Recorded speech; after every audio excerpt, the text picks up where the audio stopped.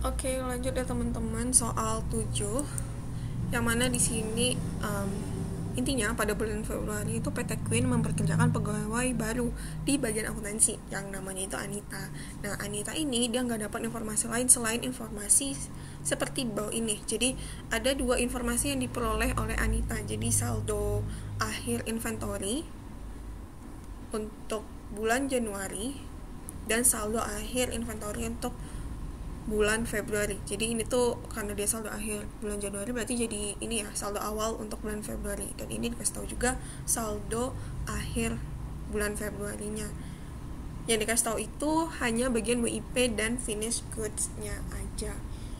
Oke, jadi sini karena dia itu saldonya itu ini ya saldo akhir, berarti dia itu akumulasi biaya yang terjadi dari sebelum-sebelumnya ya. Jadi ini tuh kayak di balance sheet gitulah jatuhnya di bagian inventory-nya ya. Mana kalau di bagian inventory itu kan ini ya, dia tuh bukan biaya yang terkait periode tersebut aja. Jadi di tabel ini tuh bukan biaya yang terjadi di bulan Januari aja atau di bulan Februari aja, tapi ini tuh udah akumulasi biaya terkait memproduksi masing-masing job kita ya teman-teman. Jadi jangan sampai kebalik gitu maknanya.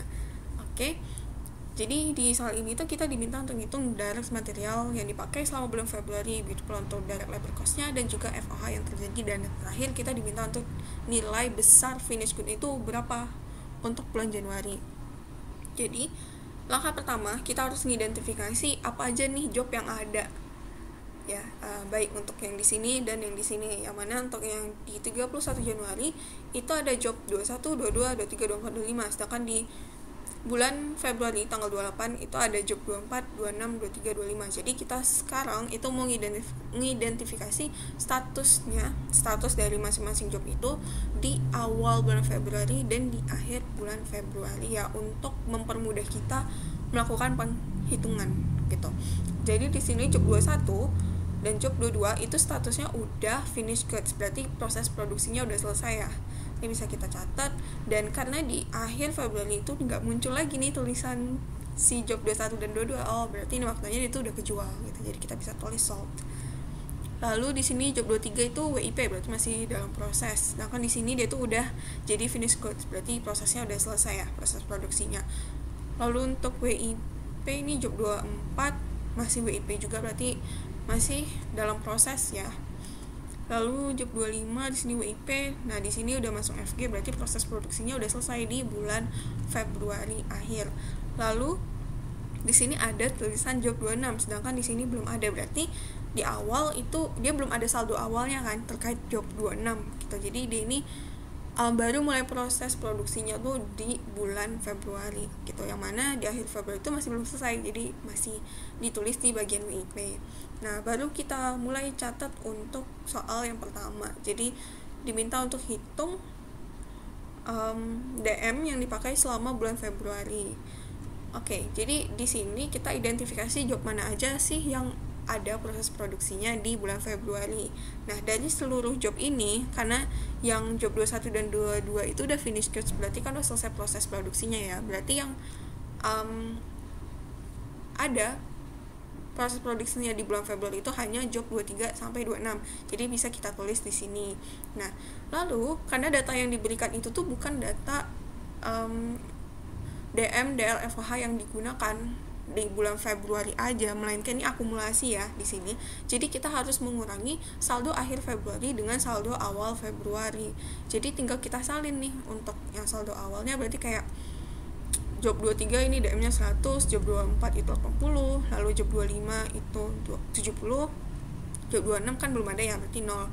Sedangkan saldo akhirnya di sini bisa kita lihat juga DM-nya untuk yang job 23 ini 130, terus job 24 100, job 25 itu 85, dan job 26 85. Nah, jadi untuk tahu berapa sih yang dipakai DM-nya di bulan Februari, tinggal kita kurang ini antara saldo akhir dengan saldo awalnya. Jadi dapat itu masing-masing segini ya teman-teman. Lalu bisa kita total untuk tahu berapa sih jumlah DM yang dipakai selama bulan Februari. Nah, nomor 1 sudah, lanjut nomor 2 untuk DL. Kurang lebih sama juga caranya, tinggal kita salin di sini DL-nya nih berarti 25 20 25, terus nih 0 Februari 28 di sini berarti ada 40 35 35 30, terus kita selisihkan ya. Terus kita total, nah dapat deh ini untuk yang DL, direct labor cost bulan Februari. Lalu yang ketiga FOH juga sama caranya, jadi kita tentuin saldo awalnya berapa. Sini ada 865 berarti ini 0, terus yang akhirnya itu 10 10 88 ya. Terus kita selisihkan, lalu kita total, ini dapat besar FOH-nya untuk yang di bulan Februari itu terjadi sebesar $17. Lanjut yang 4, nilai finish goods pada bulan Februari. Nah, di sini kita kan udah buat ya status inventory-nya gimana. Jadi status per job itu tuh apakah dia udah selesai, jadi udah jadi finish goods, atau dia udah kejual juga finish goods-nya, atau masih dalam proses. Nah, di sini kita udah tahu, oh yang jadi finish goods di bulan Februari maksudnya tuh yang dia itu belum kejual ya, dia tuh udah selesai tapi belum kejual, itu ada job 23 dan job 25. Ini juga kita bisa lihat di sini. Nah, jadi nilai finish good pada bulan Februari ya berarti yang ini total mereka semua gitu.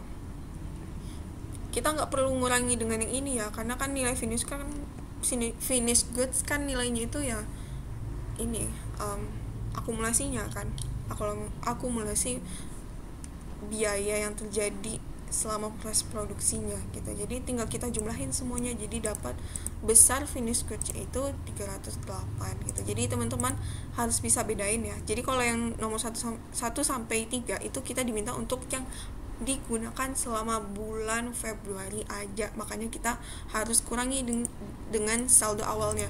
Sedangkan kalau untuk nomor 4 ini kita nggak perlu kurangi, karena kan yang diminta itu untuk nilai finish goods-nya. Berarti kan emang keseluruhan total biaya untuk memproduksi job tersebut gitu.